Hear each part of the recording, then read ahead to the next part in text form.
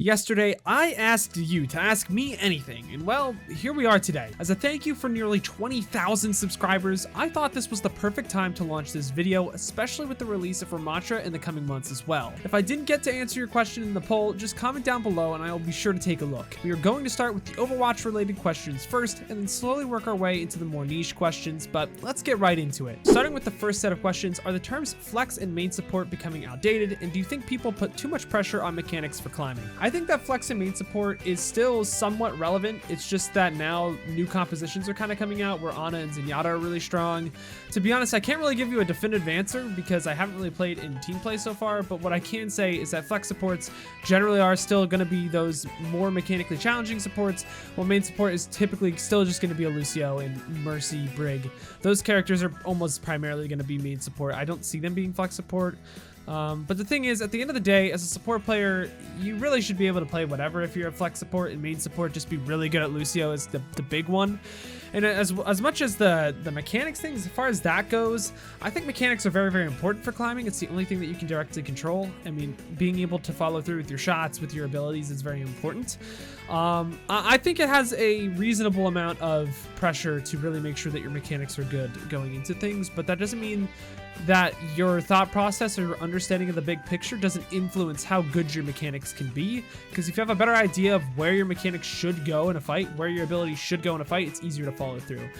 So I think it's just about right where they place it. With number 2, when you have one or more teammates throwing, what are some changes in strategy you might employ to try to win as a support? Do you try to support them? Yada yada. Essentially, when you have throwing teammates, you just have to follow through with what you think is best to win the game. And I want to look through this. If you have two teammates absolutely literally throwing, like they're just walking into spawn dying, they're not even trying to shoot you, I'm sorry, that game is lost. The problem is most players in metal ranks are not going through that every single game. And if you do say that that's what's going on every single game, I just don't believe you, because I've played in those ranks. I've had multiple accounts, even when I used to be a gold player. That stuff just was not happening. Maybe once or twice every like 20 games that would happen, but it wasn't consistent. If I have people that are underperforming, typically I'll be like, hey, can we try to do this? If they're like, no, screw you, like I'm not trying to do that, then you just have to try to carry through with your value and you have to try to make it work. If your Ryan is pinning in and he's making space for you, maybe you try to look for anti-nades and try to make some use of it, or maybe nano him when he's already in. That's if you're playing Ana. You have to find ways to make it work. And the problem is there's no real strategy. It's more so I'm just playing the game a little bit more aggressively if they're walking really hard in, and if they're playing really passively, I'm going to try to make openings where it's so easy to see that they should be aggressive in that moment, that if they don't do that, it's so obvious they're playing the game wrong. It's very difficult, but at the end of the day, I think the main strategy is just don't care what other people are doing when you're in the metal ranks, and focus on just what you can improve yourself. And that's a big thing on this channel. I think a lot of people need to learn that when they're trying to climb through it, because I think most of the metal ranks, the main thing to learn is mentality. But I hope that answers your question. Let's move on to the next one. Which support heroes do you think need changes to affect them either positively or negatively? I mean, right off the bat, I think Kiriko is just very, very strong right now. She's got a little bit too much of everything. As for what they should nerf, maybe you nerf Suzu a little bit, but also just her damage and overall her raw healing amount. Honestly, yeah, I think her raw healing maybe needs a nerf, because you can play her incorrectly like we've talked about on this channel and still get like a lot of value, because her healing, you can get Kiriko out way too fast, when in reality you should be very aggressive on that character. That's just how the character should be played and how it is played at the highest level. I think they're giving players a little bit too much leeway with how much healing you do, and they're getting away with a little bit too much. As for the supports that need a little bit more, I'm going to make a video about this. Actually, I think I'm going to record it right after this one about the new support patch that they're saying they're going to release. I think they're going to be reworking Moira, Mercy, and honestly, yeah, Moira and Mercy are probably the two characters that need something. I think Moira needs a complete rework, and they've already started to look at that with the beta with the necrotic orb. I don't know what they're going to try to do now. They might keep that idea and just fine tune it. We did make a video on that and they just didn't even try what we had proposed. I think a rework for Moira is coming. So if you're a Moira player, I'm sorry, she's not going to be the same. It's 100% she's changing. As for Mercy, I really don't know what you need to do for that character, because she's so niche. Blizzard's great at making characters that are either really, really strong and completely break the game, or just completely useless. if I were to say characters though, Mercy and Moira are probably the ones getting a rework. From Skycutter, who do you think the gold standard is for the most well-balanced characters in each class? Ooh, that's a hard one, because that changes over time so much. And I don't know if I have an answer for the tank category. Usually I'd be like, Winston is like, he's very strong, but he's not like busted. But with Overwatch 2, there are some nice additions to his kit. Maybe Reinhardt for tank. I don't know. He's kind of weak right now, so I wouldn't take that one. I wouldn't take that one too much. I would say maybe for DPS, I think Cassidy's pretty balanced, but his magnetic grenade can get really annoying. I don't really know. The thing is with Overwatch 2, so much has changed. Excuse me, so much has changed that I'm not really sure exactly what the gold standard is for tank and support, or tank and DPS. But for support, the most balanced, I'd say, I guess Ana. I mean, she's pretty strong every now and then. I'd say probably Ana or Brigitte are pretty balanced, I guess, right now, because they're good in their respective metas, but other characters are just better. That's a hard question, though. I'm interested to see what you guys all think, so let me know in the comments below. But let's move on to the next one. Thoughts on the Junkrat nerf? The Junkrat nerf was completely... I think they just nerfed the wrong thing. Why did we nerf the trap? Nerf the concussion mine, or just nerf the primary fire again if you're really gonna nerf Junkrat of all characters? That's my thoughts on it. I'm not the best Junkrat player in the world. If you guys watched stream yesterday, I mean, I just think the trap nerf was dumb. I don't know why. That's like the weakest part of his kit. Make it weaker doesn't make sense to me. Another one from Skycutter. Zenyatta's falling slightly behind other support characters at the moment. How would you buff him or bring him up the rest of the supports? And the mobility buff, honestly, I disagree with that. I think Zenyatta's fine. I think the bigger problem is that Kiriko is just OP. I think support as a role in general, people have to understand support is a lot harder than it was before, and you have to just get used to that. I think support is definitely the hardest role in the game right now to really get away with if it's not Kiriko and Lucio. But the main problem is Kiriko is just too strong. Once Kiriko gets nerfed and Sojourn isn't so strong, you're gonna see different supports. I guarantee it. It's not gonna be the same meta all the time. It's just that Kiriko is way too strong. It's way too strong. From Red, what is your favorite comp to play in Overwatch? Honestly, I come from Penn State. We play a lot of ball comps in Penn State. I've grown fond of playing Zen Brig into ball compositions. Now it's going to be Ana Zen in ball compositions. I do really enjoy that. But I think Double Bubble was really fun too. I think Goats was fun, but as of right now, I'd say my favorite probably was Double Bubble, just because I got to play Ana so much. But I do genuinely like the ball comp, which might be the more consistent fun pick for me. Yeah, but definitely dive compositions. I absolutely hate Brawl, which is weird. I used to really like Brawl because a lot of North American players love playing Brawl, and Spam I just find really boring as well. So I guess dive now. That's weird. I didn't think of that until I really had to think of that question. So good question. From Kujo, which tank, DPS, and support teach game sense the most? Tank, definitely Winston or Ball. I think Winston more especially because Winston can be played in a lot of different compositions. I don't really need to elaborate on that. I don't think too much. In terms of DPS, Tracer is 100% going to be the one that teaches game sense. You have to think a lot on that character, and you also have to be really strong with your mechanics. So I have a lot of respect for Tracer players. For support, I would say Lucio. You really have to the only thing that really sets apart Lucio is, I guess you could say mechanics, but in Overwatch 2 especially, it's going to have to be that game sense. You're going to have to know how to lead your team, and especially main support in general is just going to have to ult track a lot. I think Lucio is definitely the pick there for teaching game sense. Best tank post patch is going to have to be Winston. But if you're not good at Winston, I would say Hog, and if you're not good at Hog or Winston, I would say Orisa. I would say that's the triangle right now, but I would definitely urge players to get good at Winston because I think he's going to be solid in the long term a little more. As Ana, how do you deal with Kiriko's? You don't. I hate to tell you that, but you really don't deal with Kiriko because Kiriko is just a little bit busted right now.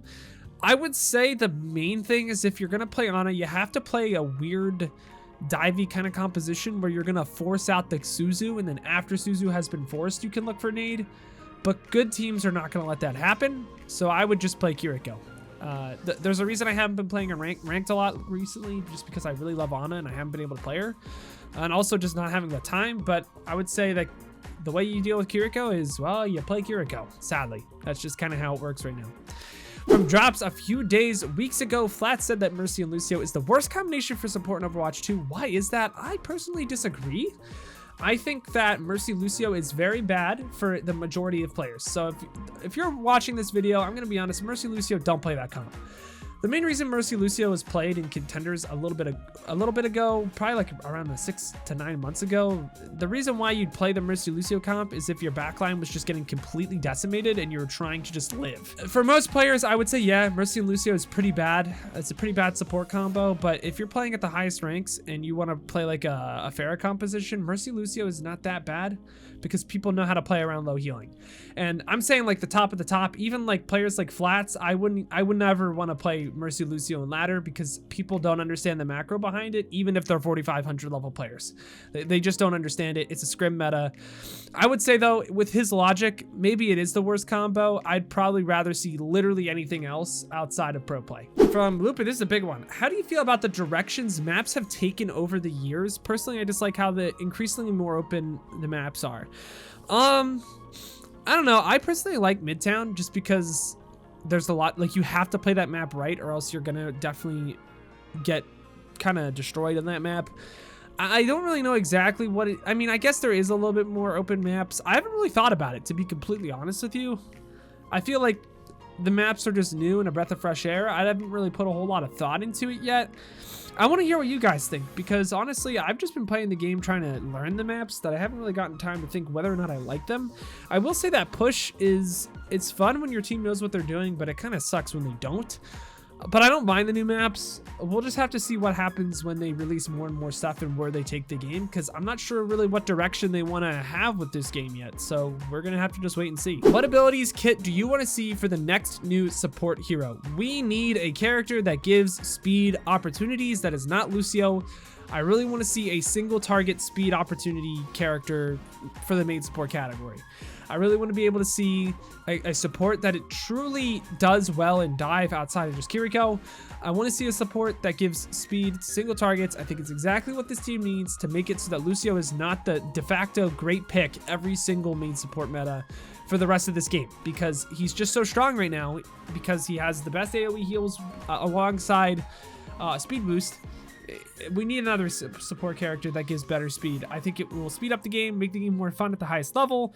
And until we get that, I can't really justify my pick, but that would be what I would say. This might sound weird, but how did you know you wanted to focus on flex support? I scrimmed all the roles and I don't know which one to focus on. Usually the answer is just play what's fun for you, but what if all the roles are fun? I can't play them all. I never improve. Honestly, the thing is for me is that I just loved playing Ana. And when I played on teams on Xbox when I first started, people just knew me for my Ana and said, we don't care what the meta is, just play Ana. And then as time went on and Goats came out, I was forced on to Zen. I was forced on to other supports like Baptiste and Moira. And it just kind of worked out that I was playing the flex support role just because I wasn't that good at Lucio. I would say though, the thing is that flex support is just infinitely more fun for me than main support. I really do not enjoy playing main support right now. Especially even for my team. I really don't enjoy playing Lucio right now in this current meta. I definitely prefer flex support because it's just more fun for me. And I know that's usually the answer is just play what's fun for you. You have to understand like what role seems more fulfilling to you. If you really like all the roles, if you want to try to play the role that's the hardest to really feel fulfilled in your improvement process, go for it. But to be honest, I don't know if I can answer the question the way you want me to answer that question, because mine really was just like, oh, I play Ana. I like playing Ana. I got forced into it. But good luck in that process and keep me updated. I'm really curious. What was the moment that you realized you fell in love with Overwatch? I don't know if there was a specific moment. I would say that I used to play with this stack of people in my high school in season 2 of Overwatch, and then we disbanded and everyone told me that I was the reason we lost because I played Lucio and Zen instead of Ana. So I pretty much told them that I was gonna hit diamonds without them because I'm determined. But then because of that, I started to fall in love with the process, I guess then. And then immediately a week after I hit diamond, I hit masters. I guess that's when I really enjoyed it because I finally found that I was doing well in a game and that I could maybe make a living with it. That was what my motive was back then because I was streaming at that time then too. All in all, I just kind of enjoyed it. I think it was a gradual thing over time. It wasn't like I woke up one day and was like, Overwatch is my game. It's more so just the fact that I found a competitive nature to gaming through Overwatch, and it felt like I was actually getting somewhere. And it felt productive, and that's a big part for like what I like to do. I want to feel productive in what I do and that I can really make a difference. And I think that's honestly why I still love Overwatch. But I'm sure other questions will reveal that as we go on, because we're getting more into the personal stuff, which will be an enjoyable experience. Let's keep moving on here though. What is your most controversial Overwatch opinion? I'm not quite sure, to be honest. I think that double shield really wasn't that bad. I'll say it. I think that double shield in the iteration it was at the end of Overwatch 1, I really don't think it was that strong. I think people just weren't good at ball, and they were forced to play Roadhog in double shield. I think that is probably my hottest take. When double shield first came out and it was like Reaper Doomfist, yeah, it was a little bit annoying. And then when it was the spam down the shield double shield, yeah, that was also really boring and annoying. But the last iteration of double shield was balanced because there were better characters to play. It was just harder, and most people couldn't pull through with it. I wish people would have tried to learn the ball comp, but it was just too hard for players in North America, even in GM. So that's going to be a theme for a lot of Overwatch in the foreseeable future. People just playing the easier tanks, but we'll see. I think that's a pretty hot take though. How and when did you get into Overwatch originally, and what motivates you to keep playing? That's probably going to be the thing that got me into Overwatch originally was that my friend said there was this cool ninja character that could counter the best character in the game, but he was really difficult. And I was like, yeah, I'm going to play Genji. And that's why I was a Genji main in season 1. But what motivates me to keep playing now is just like helping people. I love making good content to really help people get to their goals and achieve them. That's a big thing for me, and it gets me up every day. Honestly, I woke up this morning just like, yeah, I'm gonna record this video, and I'm actually really looking forward to this. So I think making content is what keeps me going right now, because I'm not trying to go professional anymore like I used to. In terms of maps and locations I'd like to see, I really want to see that Nepal map that they teased in that one trailer. I don't know when that's coming out. Hopefully soon, probably with Ramatra, because it was Omnic. That's actually gonna be dope. Anyways, Cassidy or Dave? I think Dave would have been a better name just for the memes. And yeah, thanks for watching. I appreciate it. And let's move on to the next question. What is your current major at Penn State, and what got you into playing support in Overwatch? Well, I'm a marketing major at Penn State, and honestly, what got me into playing support was that season 2 six stack. They forced me on support, and then I honestly just fell in love with Ana. I thought she was super, super fun. And yeah, honestly, she's the most fun character in this game, and anyone can argue with me there. She's just the most fun. Maybe that's my hottest take. I don't know. Who's your favorite Overwatch YouTube content creator aside from yourself? I don't really watch a whole lot of Overwatch content, to be completely honest. I do admire CarQ, and not just because of his education stuff. Honestly, it's just for his quality. I don't really try to look at what other creators are doing education-wise, just because I have a very different background and my view of it's different, and I don't really want to ego anyone. But I mean, they do make good stuff for everyone. So I mean, do check CarQ. I mean, if you're watching me and you haven't seen CarQ, that's honestly really surprising. I'd say CarQ for the quality of content, Marbler as well, just for his creativity. And then just some other people like Kjor and Coach Miles, not Coach Miles, Coach Mills. Both of them are very, I like having them as competitors because they keep me on my toes. They do make some like very interesting, like Kjor, I'm pretty sure is working on that London video, the documentary, which I'm very excited for. And Coach Mills is just pumping out content so consistently. So I would say there isn't really one Overwatch YouTuber that I watch, because I don't really watch anyone, but I do enjoy CarQ and then Kjor and Coach Mills. I'd say those are my top 3. I heard Core Keeper was mid. That's true, right? No, Core Keeper is one of the best games. It's why I haven't been playing Overwatch recently. And yeah, if you like survival games like Stardew, Terraria, and Minecraft, well, more so just Stardew and Terraria, check out Core Keeper. What is the hardest role to play? I would argue in Overwatch 1 it was DPS. And if you're not going to say DPS for Overwatch 2, I would say support. I would say support after Kiriko gets nerfed is definitely going to be the hardest role. But with the new role switches, I'm not quite sure how that's going to go. I can only hope that it stays difficult, because I really enjoy support right now. Why Paz? Well, it's just the first three letters of my last name. But I just think it's clean. It means peace in Spanish, which is a plus. At least I think that's what it means in Spanish. I just think it's a clean name. It just feels right, you know? I haven't felt like I wanted to really deviate from that. I just kind of took the name that my brother gave on Xbox, which was Paz Swagger, and then just moved that over to Paz.